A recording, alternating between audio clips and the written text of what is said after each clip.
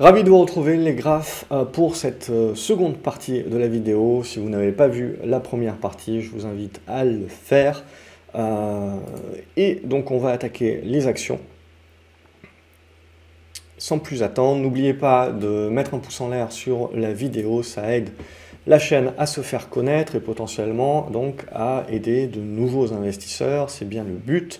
Donc on va attaquer Alibaba, donc on est en train de corriger le coup du ballon espion machin bidule, ça relance un petit peu quelques craintes, mais à ce stade-là, ça ne remet absolument pas en cause la tendance. On devrait trouver, je dirais, un premier niveau de support aux alentours des 100 $. Si c'est pas suffisant, j'irai chercher les 95 $, mais pour moi, on pourra être acheteur là-dessus pour jouer ensuite le rebond et voir la construction. Ça aura besoin très certainement d'une nouvelle figure de construction. Amundi, voilà, comme beaucoup de valeurs sur le CAC 40, l'idée c'est de se dire, bon, ça va commencer un petit peu à manquer de jus. On le voit, cette semaine-là, ça a été vraiment le cas. Donc maintenant, on rentrerait en consolidation si on casse, vous le voyez, cette zone des 61,50 € qui était l'ancienne résistance.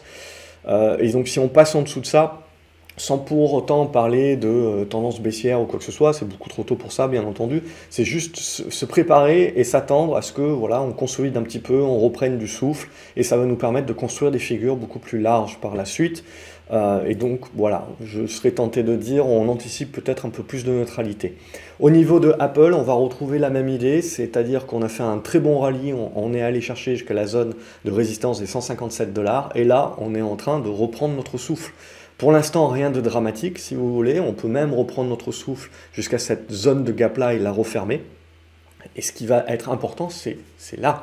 Ça sera à ce niveau-là la suite. Soit la capacité de relancer, soit on va corriger bien plus fortement et revenir chercher la zone des 140 $. Mais je serais tenté de dire que 140 $, 145 $, tant qu'on va conserver ces deux niveaux-là, Apple reste un soutien aux indices. À partir du moment où on repasse en dessous de ces niveaux-là, on se repose des questions sur le Nasdaq, par exemple, sur les valeurs de croissance. Et donc, on validera, si vous avez vu, il faut voir la vidéo 1, on validera plutôt le côté sous-vague. C'est-à-dire que là, on est bien revenu sur les valeurs de croissance, mais hop, on changera, on mettra cette sous-vague-là de côté et on reviendra en mode sous-vague, énergie, valeur, value, etc., en mode surperformance, par rapport aux valeurs de croissance sur lesquelles on tapera encore sur la tête en disant « Oh mon Dieu, l'inflation et compagnie ».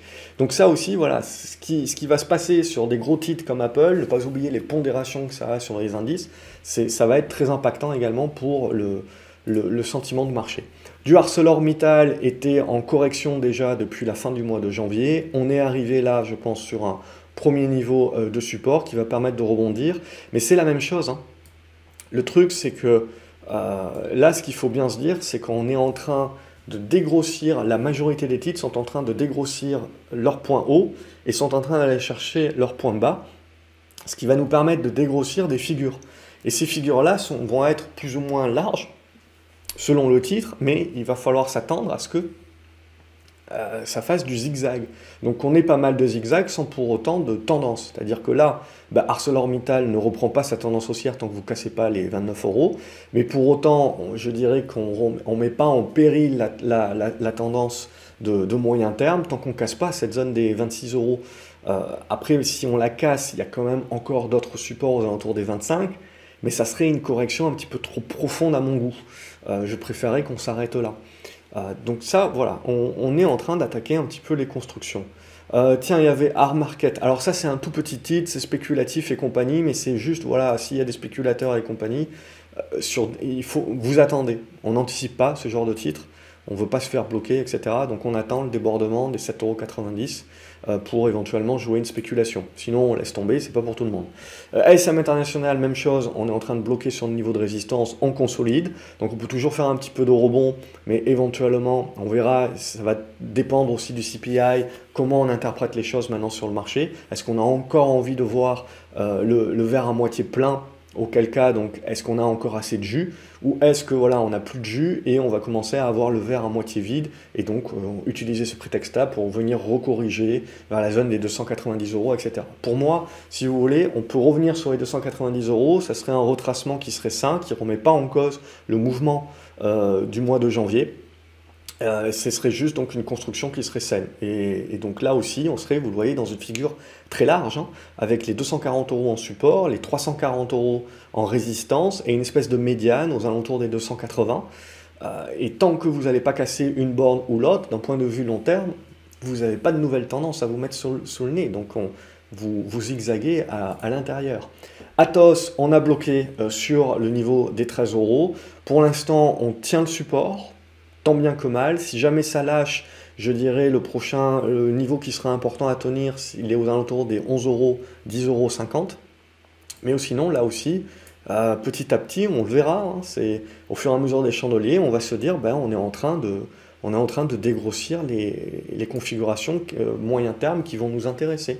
Et il faut prendre son mal à patience, en zigzag pas mal. Big Ben Interactive, ça, c'est un tout petit titre, c'est pas super liquide, et c'est baissier, indéniablement. Pour autant, éventuellement, sur un débordement, vous voyez, des 6,50 €, 6,60 €, ça peut vous donner un rebond intéressant. Alors après, est-ce que le marché sera suffisamment positif et compagnie pour quand même qu'il y ait du flux là-dessus? On voit que le titre a quand même plutôt bien résisté cette semaine, malgré la consolidation de marché. Alors certes, il avait sous-performé le marché le mois précédent, mais voilà.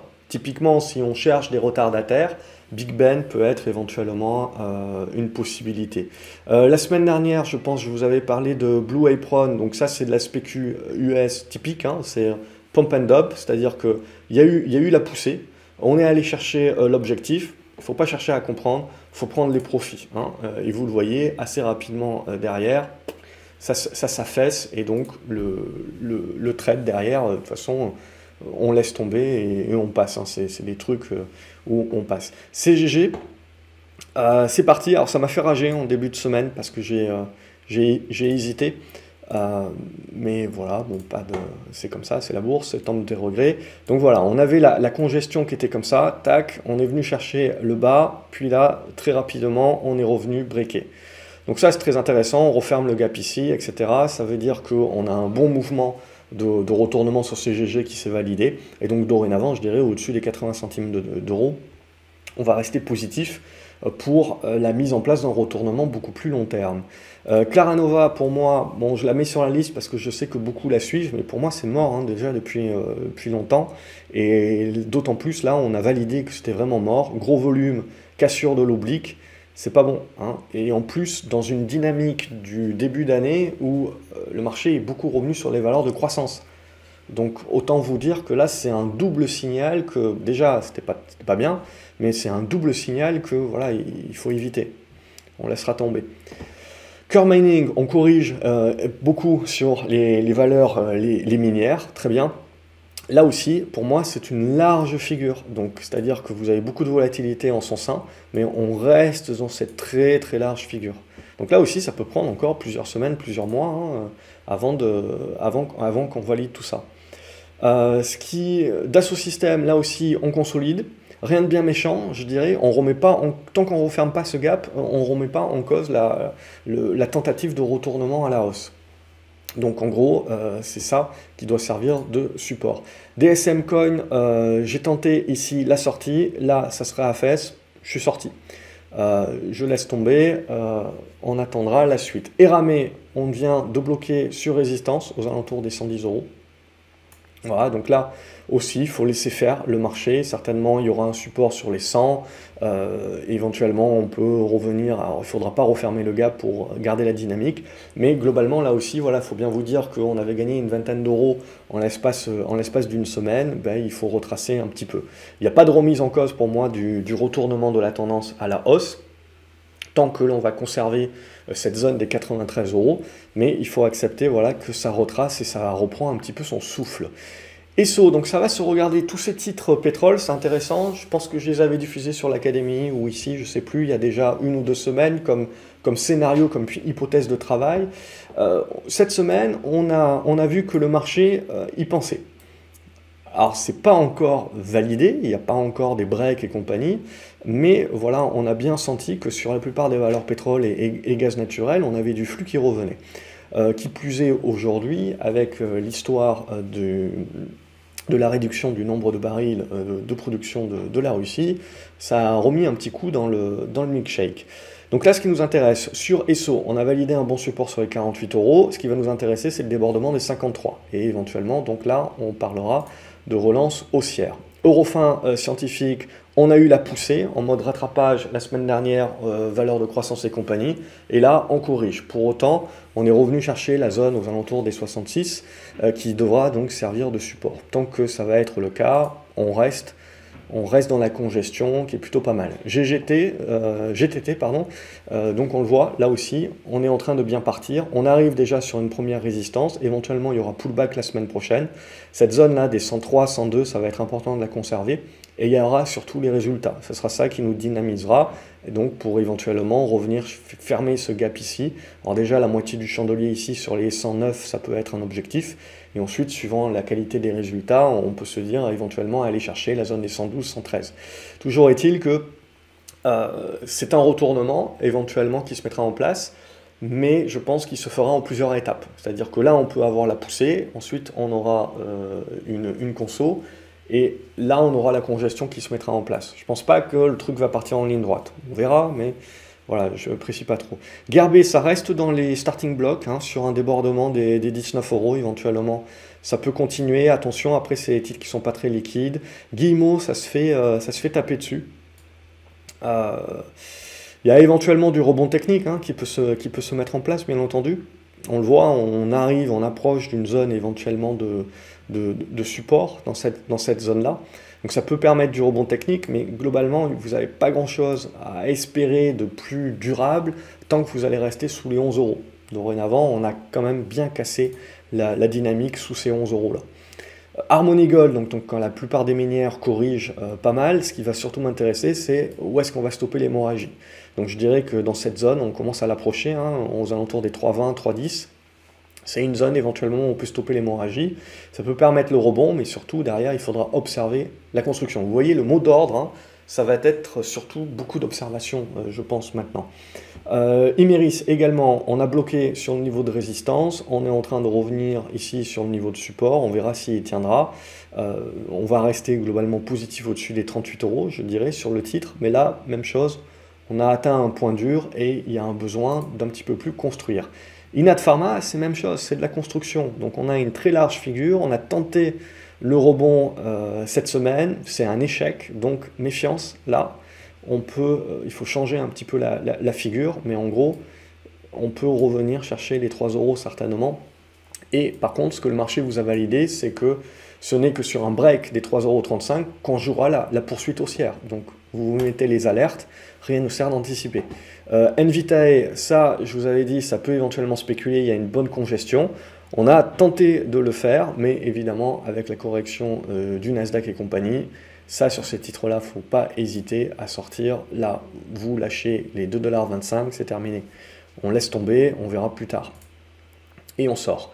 Lizzie, la semaine dernière, elle avait bien poussé, elle a consolidé cette semaine. Donc là, c'est une zone là, des 21 €, 20-21 € qui est une bonne zone de soutien. Donc ça peut être intéressant éventuellement pour jouer la relance. Évidemment, il ne faudra pas que les marchés titubent trop, sinon ça cassera la dynamique. LVMH, on voit, a corrigé tout au long de cette semaine, a quand même rebondi là sur le support oblique. Mais en gros, même chose, hein, pour moi, c'est lourd, ça manque de jus. Donc tant que le marché ne va pas redépasser les 820 €, le luxe pour moi, il y a Hermès aussi, commence à patauger et donc à plus trop aider le CAC 40. En plus, si on lâche, on peut éventuellement revenir sur cette zone ici des 780 €. Mais même chose, je veux dire, il ne faut pas penser que ça va se retourner comme une crêpe, etc. C'est juste par étapes, ça sera acheté ensuite et c'est par étapes, petit à petit, qu'on va construire les figures. On ne peut pas parler de retournement à la baisse, de tendance baissière, c'est beaucoup trop tôt. La seule chose que l'on a actuellement, c'est une consolidation du mouvement acheteur. Rien de plus normal, rien de plus sain. C'est juste que voilà, on est en train de rentrer dans cette phase-là. Pour revenir au secteur énergie, Morel et Prom, c'est une tendance à court terme qui est baissière, mais vous voyez, on est en congestion dans ce biseau-là, et on a bien, toute cette semaine, on a bien rebondi sur le bas, et on est en train de pousser vers le haut. Donc là, on va se remettre en embuscade, on va se remettre dans des bonnes dispositions. Et on a ça globalement sur la majorité des valeurs pétrolières, parapétrolières. Moulinvest, La figure est plus ou moins la même, mais ça, c'est pas très liquide. Alors, Morel et Prom n'est pas super liquide non plus, mais beaucoup plus qu'au Moulinvest. Donc, même chose, Moulinvest, ça peut redevenir intéressant pour jouer en effet ce rebond et cette remontada, mais il vous faudra attendre le débordement des 34 euros. Et sur les valeurs illiquides, je vous recommande de rentrer uniquement sur débordement de résistance et pas en anticipation. Et pour pas vous faire coincer et bien adapter les tailles de position. Au niveau de Neoen, on avait fait le rebond la semaine dernière, on bloque sur les 37 euros. Là, il y a une petite congestion qui peut se mettre en place, mais même chose, on rentre dorénavant que sur débordement des 37 euros. Au niveau de PayPal, on a eu les résultats hier, ils ont été achetés dans un premier temps, et puis finalement, on bloque sur la résistance, c'est vendu. Il y a un niveau de support ici, il y a un autre niveau de support ici, voilà, comme on le voit sur Google, Amazon et compagnie. Je pense qu'il y a des niveaux de support qui vont intéresser beaucoup d'acheteurs. C'est ce qui me fait penser également qu'il ne faut pas penser que le marché va se retourner comme une crêpe. Il y a des acheteurs qui vont défendre les supports. Et ce qui sera surtout important, c'est de voir avec quelle force ils les défendent. Et c'est ça qui nous permettra de dire, ok, on a peut-être une seconde jambe à jouer ou c'était un bon rebond pour ce début d'année et ça va être un petit peu plus compliqué sur la suite. Et pour PayPal, c'est la même idée. Hein. On a ce gap ici qui est la résistance, on a ce niveau, cet autre gap ici qui est le support et en gros, vous êtes coincé entre les deux. Donc on congestionne, on va construire là-dedans, donc rien ne sert, je dirais, de se précipiter, etc. On attend patiemment éventuellement qu'on ait une ouverture. Pierre et Vacances, elle continue son chemin. Donc 1,80 €, 2 € éventuellement, pourquoi pas. Rallye, c'est illiquide, et c'est toujours un débordement des 3 €, 3,10 € qu'il lui faut. Renault également, on a les résultats la semaine prochaine, il me semble. On bloque, on commence enfin à bloquer sur les 42 € en résistance. Mais là aussi, je veux dire, à moyen terme, au-dessus des 38 €, c'est positif. Rheinmetall, donc tout ce qui est armement, Thales et compagnie, ben, ça se porte très bien. Rheinmetall n'est pas loin de casser un nouveau plus haut, et donc de continuer son chemin. Ruby, il y a eu les résultats également, ça a été acheté puis vendu. En fait, on est en train petit à petit, on le voit, de bloquer et de nous construire une figure intermédiaire. Sanofi, c'est bien parce que la semaine dernière, je vous avais dit méfiance, il ne faut pas croire que ça va rebondir en V. Bah, qu'est-ce que ça a fait? Évidemment, ça a rebondi en V. Pour autant, voilà, on reste, je dirais, dans une large phase de construction. Ce qu'il faudrait réellement, c'est revenir au-dessus des 90 € et rester au-dessus et naviguer dans cette zone-là pour remettre sous pression les 93. Alors après, si on arrive à remonter au-dessus des 93, ça voudra dire que le marché a quand même changé son fusil d'épaule et très rapidement redevenu très défensif pour revenir justement sur les valeurs santé. Ça aura été très rapide. Mais pour l'instant, voilà, c'est pas encore fait. Sartorius, il y a eu le rebond, on bloque sur la résistance, on consolide comme un petit peu tout le monde. Ce qui est important, c'est de conserver le gap. Tant que vous conservez le gap, cette zone des 325 à peu près, c'est OK. Si on repasse en dessous, c'est moins bon. Donc voilà, là on est en train de construire. Société Générale, même chose, exponentielle, on corrige au prorata, on revient chercher les zones de support hein, dans cette zone des 26 €. Et donc là, du coup, l'idée, ça sera d'essayer de rebondir. Et donc, on verra, je ne sais pas, quelle figure potentielle on construira dans cette zone-là. Et ensuite, il faudra sortir par le haut pour continuer le mouvement, mais ça voudra dire qu'on joue l'inflation et l'augmentation des taux, ou sortir par le bas, et là, ça voudra dire qu'on joue la baisse des taux et la récession. Donc ça aussi, regardez ce que vont faire les bancaires, ça peut être très intéressant pour la suite. Regardez ce que vont faire les automobiles aussi, ça aussi c'est important.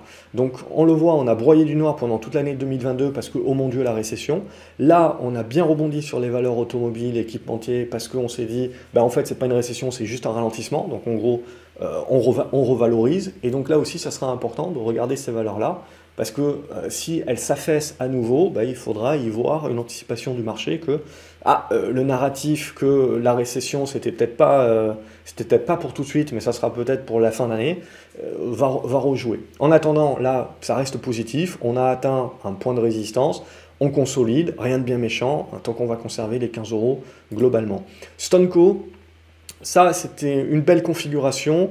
Ça aurait été beaucoup plus intéressant et beaucoup plus beau qu'on arrête l'hémorragie là sur les 10 $ et qu'on relance assez rapidement. C'est pas le cas. On traverse, donc c'est pas bon. C'est pas bon, on remet à plus tard. Et pour un moyen termiste, c'est vraiment le débordement des 12 $ qui donnera le vrai signal. Mais là, on avait peut-être une anticipation un petit peu à l'époque, comme la chinoise Hello Group, qui avaient à peu près les mêmes dispositions, mais qui, elles, avaient fini par breaker. Et là, malheureusement, Stonco n'y arrive pas. C'est comme ça arrive. Téléperformance, on est en train de bloquer sur résistance, on peut consolider, rien de bien méchant, là aussi. C'est une figure large qu'on est en train de construire, on voit entre les 250 et les 280 euros, et il va falloir attendre qu'on sorte d'une des deux bornes. Total Energy a bien aidé le CAC 40 cette semaine, parce qu'on avait bien corrigé en allant sur les 55 euros, et puis finalement, on a acheté, vendu les résultats, puis acheté à nouveau. Et donc là, on a tout repassé, et notamment, on a recassé les 58 euros. Ça, c'était très important pour Total Energy. Donc on repasse aux 58 euros, on n'est pas à l'abri de revenir consolider dessus, mais tant qu'on va rester au-dessus des 58 euros, on va rester positif. Et ça, c'est un allié pour le CAC 40, pour supporter un petit peu la hausse, mais ça se regarde. Donc du coup, on le voit, typiquement, hein, le marché, la sous-vague pétrole, énergie, on corrige sur les valeurs de croissance, on revient sur les valeurs énergie. On verra si c'est durable ou pas, c'est ça qui va être important. Trigano, pour moi, c'est de la conso, donc j'en attendrai pas beaucoup plus, j'attendrai qu'elle consolide. Alors après, j'ai beaucoup de gribouillis ici qu'on peut un petit peu nettoyer. Voilà, je resterai dans l'idée de cette oblique ici. Tant qu'on ne la casse pas par le bas, c'est OK. On la casse par le bas, il faut s'attendre un petit peu à de la conso et une figure un petit peu plus large. Ubisoft, ça continue de bloquer à ce stade-là. On bloque sur la résistance. Tant que vous ne cassez pas ça par le haut, il n'y a pas la fermeture du gap qui peut se valider encore. Vallourec est en train de revenir sur sa résistance horizontale. Donc là aussi, une très large figure. On verra si ça bloque. Mais en gros, ça continuera d'être une très belle figure pour 2023, mais il faudra voir un petit peu comment elle consolide. Valneva, j'avais mis ça, mais pour moi, on laisse tomber dorénavant. C'est plus intéressant depuis que c'est repassé en dessous des 6,50 €. Ventiva, même chose, on n'a pas réussi à breaker, on recasse le support. Alors, il reste encore un support là sur les 22 centimes, mais voilà, tout est à refaire, il faudra le reconstruire. Verimatrix, également, c'est petits titres, donc c'est assez volatile, etc. Mais il faut considérer que ça reste quand même une construction de retournement, mais il faut être large, c'est-à-dire avec un support au niveau des 70-75 centimes d'euros. Ça va être la zone de support. Et il va falloir continuer de construire là-dessus. Et Worldline, elle a tout recraché. Donc on a recassé les 42,50 €, ce qui était déjà pas bon. Et aujourd'hui, on a ouvert en gap et on n'a même pas rebondi. On a fait un tout droit.